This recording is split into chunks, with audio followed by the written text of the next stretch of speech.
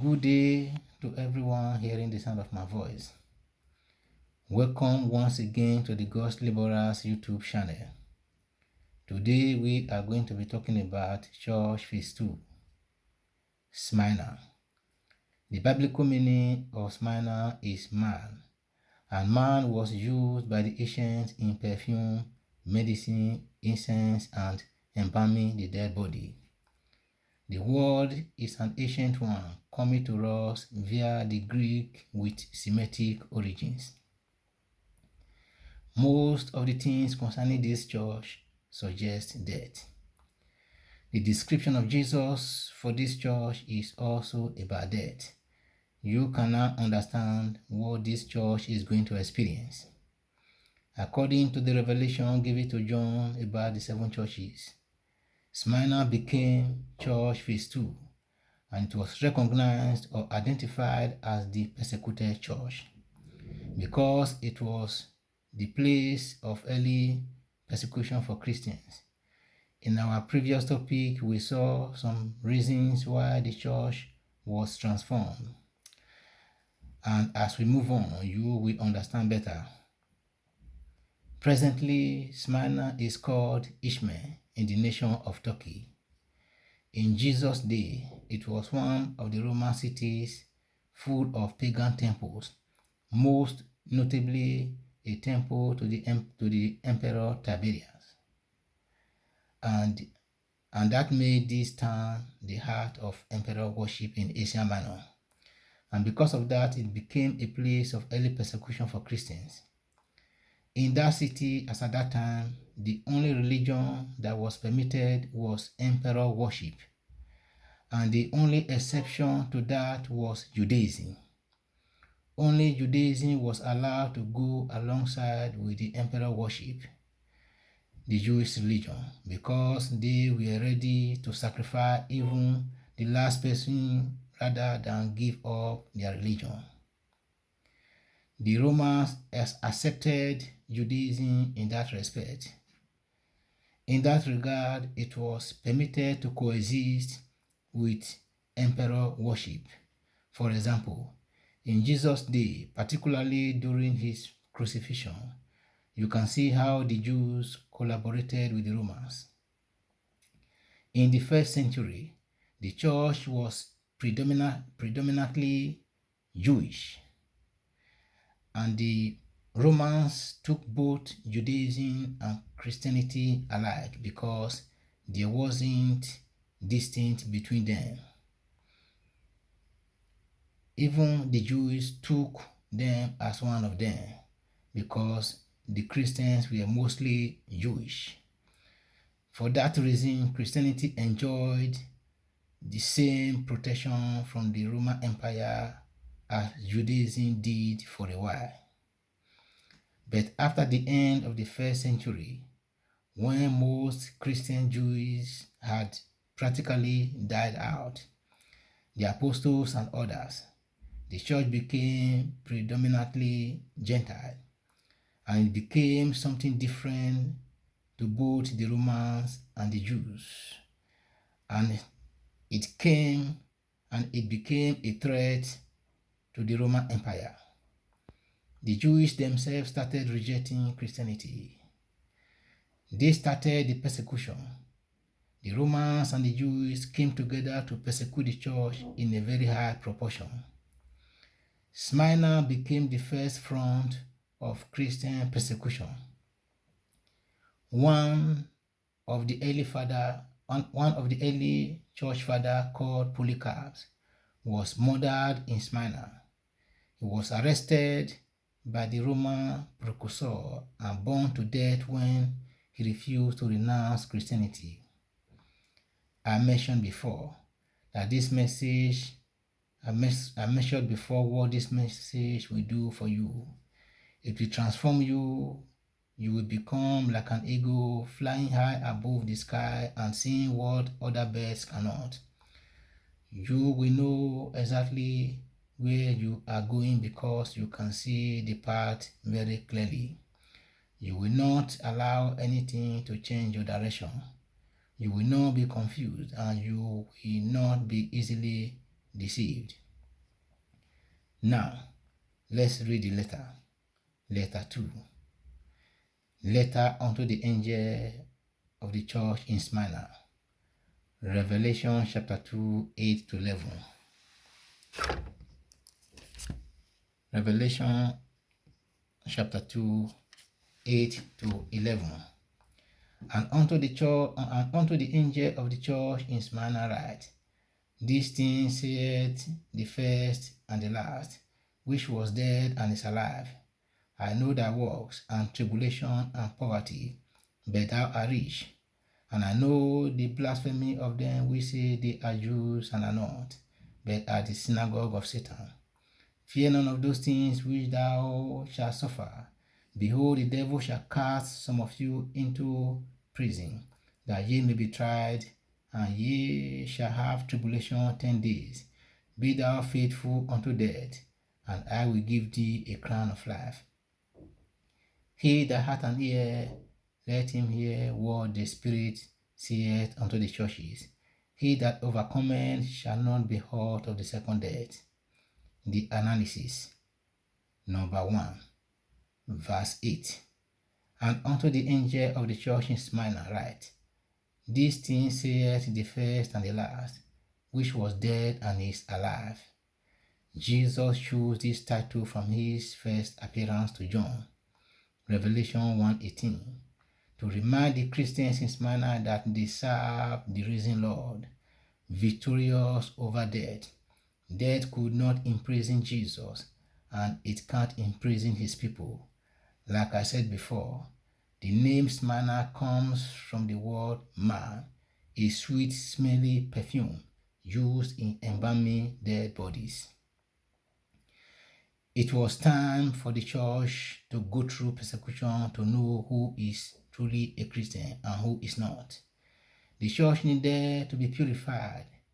It is not enough to say, I am a Christian or I am an apostle by mouth. There is a lot more to it. Revelation chapter 2, verse 2b. And thou hast tried them which say they are apostles and are not, and hast found them liars. Jesus knew perfectly the condition of the church and that the church needed purification to know who was ready. The apostles, the people that handled the church initially, had all gone. Then, the new set needed to be crystallized, and Jesus allowed them to go through persecution unto death. Jesus said, fear none of those things which thou shalt suffer. Behold, the devil shall cast some of you into prison, that ye may be tried, and ye shall have tribulation 10 days. Be thou faithful unto death, and I will give thee a crown of life. 10 days, meaning it's a short time compared to what you are going to gain in the end. There is a reward for persecution.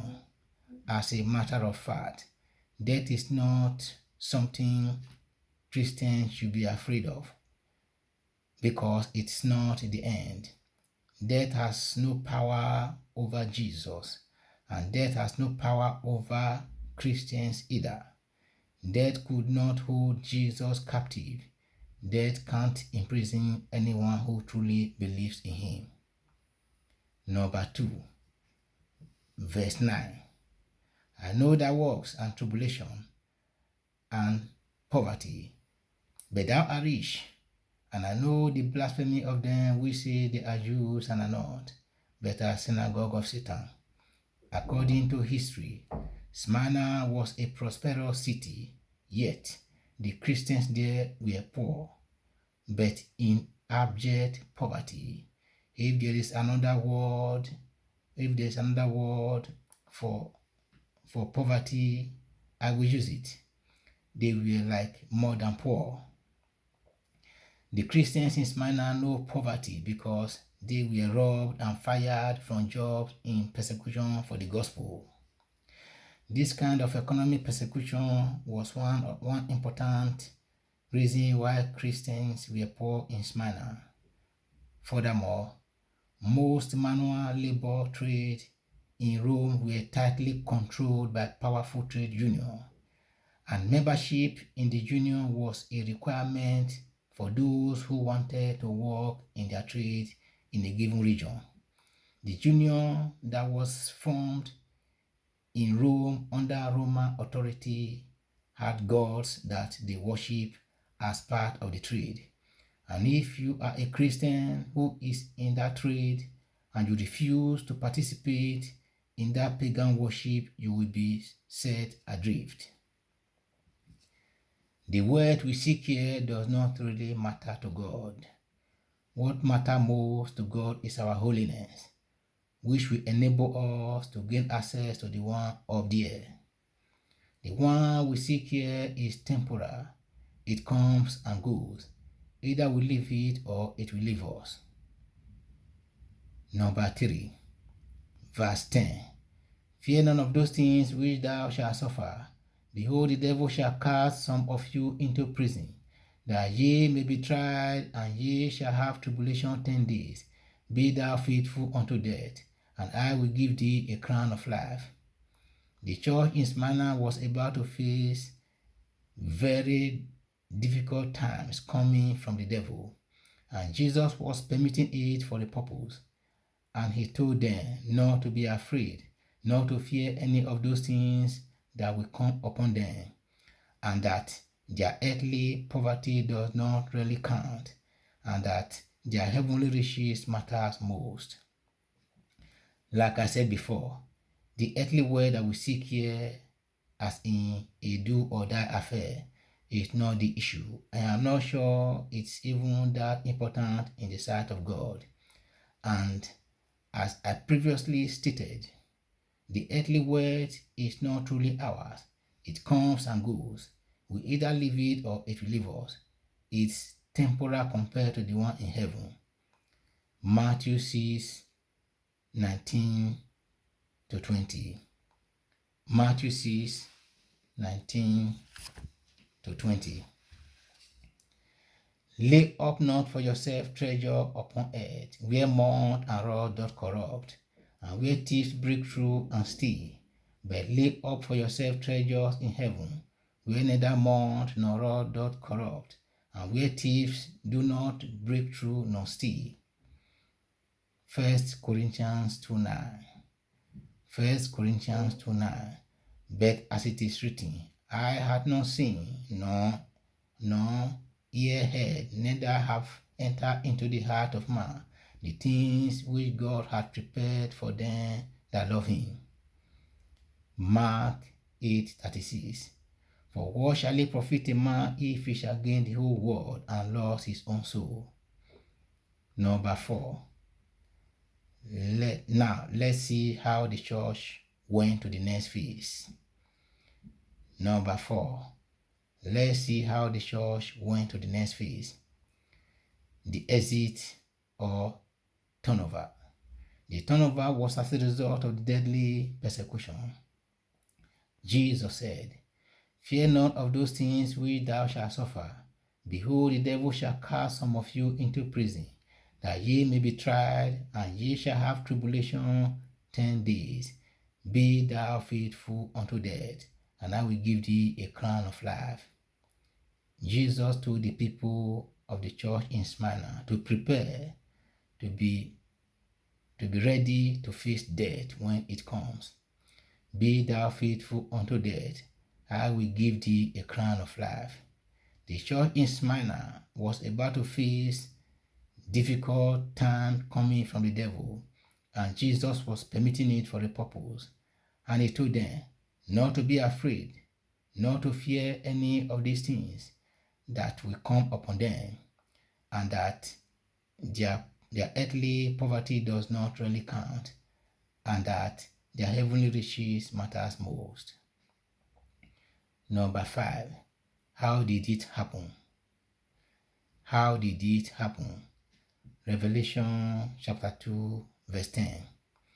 Fear none of those things which thou shalt suffer. Behold, the devil shall cast some of you into prison, that ye may be tried, and ye shall have tribulation 10 days. Be thou faithful unto death, and I will give thee a crown of life. The church in Smyrna, like I have been saying, the church in Smyrna was to face trial, tribulation, and persecution unto death. Jesus didn't say, don't worry, I will not allow you to suffer. He didn't say, don't worry, I will not allow you to die. He said that they should be ready to die. Be thou faithful unto death. The Jews started the persecution and the Romans came in, and at a point it kicked off in a big way.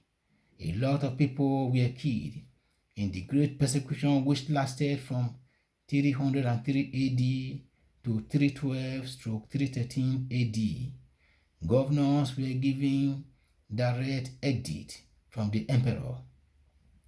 Christian churches and texts were to be destroyed. Meetings for Christians' worship were forbidden, and those Christians who refused to recant lost their legal right. And the only thing that could put an end to this situation was for the church to come to an end. Was for the church age to come to an end. The church had to move to the next stage. And there came the turnover. The church moved to the state house. I repeat, the church moved to the state house to escape that situation. Constantine stepped in and made the church the Roman Empire Church, the state religion. Everyone in Rome was obligated to be part of the church. It became the official religion of Rome. That was how that persecution came to an end. Churches still experience persecution every now and then, even till tomorrow. It can be compared to the Smyrna church, even the one of England, when the Queen of England burnt not less than 288 Protestants at stakes for their faith. It still can be compared to Smyrna's time. The Smyrna age was the defining moment for Christian persecution. The church that started with the apostles was now practically in the hands of the Gentiles, the new beginners. They needed to be purified and crystallized, so Jesus allowed the church to pass through such persecution to have a solid stand. Number 6, verse 11, encouragement. He that hath an ear, let him hear what the Spirit saith unto the churches. To he that overcometh shall not be hurt of the second death. This is an encouragement word, like we saw in the first letter, and we are going to see similar statements in each of the remaining letters. In the first letter, Jesus said to the church that in the end they will have everlasting life. And in this second letter, Jesus assured the church that second death will not harm them. And if you combine both encouraging words, the first letter and the second letter, it will appear like Jesus was talking to the same people. That is, they will have everlasting life and second death will no longer harm them. Like I said earlier, similar positive or encouraging words are going to show up in each of the remaining letters. No matter how good or how bad it is for the church in Smyrna became the second phase of church history, was identified as the persecuted church, and existed between 100 AD to 313 AD. It existed between 100 AD to 313 AD. This is how the church is running. As we move on, so many things will become clear to us. It takes spiritual insight to get this clear. What we have seen is how the church has been progressing in the spirit. The transitory date may not be very specific. Sometimes there may be a space of time before the nature of the church begins to change. At this point, we are bringing this topic, Church Phase 2, to a conclusion. So, stay connected as we meet on our next topic, and God will bless you. And I pray for somebody. May the Lord bless thee and keep thee. May the Lord make his face shine upon thee and be gracious unto thee. May the Lord lift his countenance upon thee and give thee peace in Jesus' name. Let's do this work of God together. The last call for you and me. Thanks and God bless the God's laborers.